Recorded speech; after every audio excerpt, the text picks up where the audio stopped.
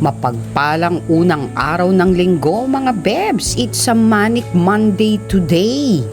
At may mga bagay-bagay tayong gagawin ngayong araw na ito, pero kailangan muna nating lamanan ng ating sikmura. At eto nga, dito kami kumakain every time na kami ay nagugutom at wala pa akong nailuluto. Dito yan sa tabi ng Walter Mart. At dito kami kumakain sa karinderya at dito rin nagsisikain ang mga nagtatrabaho doon.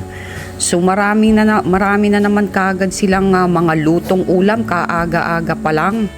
At naihatid na rin namin si Junakis sa kanyang eskwelahan. So kakain na tayo mga bebs.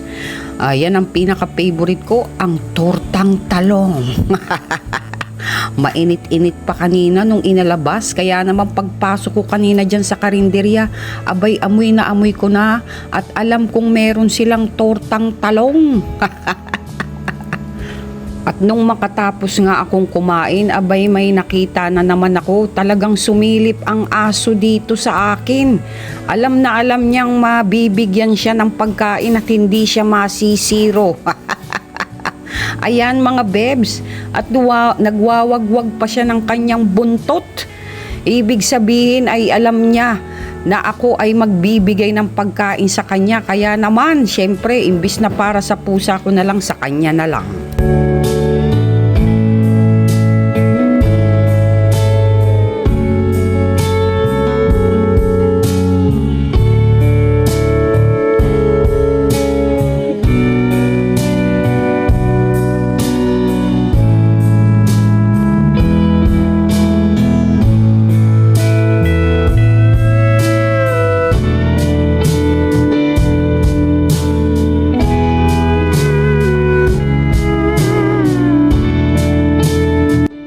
So gutom siya mga bebs. Ito yung mga masarap pakainin talagang simut sarap. Kaya alam nyo, mas gusto ko talaga ang mga kahayupan kaysa sa sangkatauhan mga bebs. Ang kahayupan pag binigyan mo yan ay talaga namang priceless ang kanilang ibinibigay na pagmamahal sa iyo. Hindi katulad ng sangkatauhan, never enough. Relate ba kayo dyan mga bebs?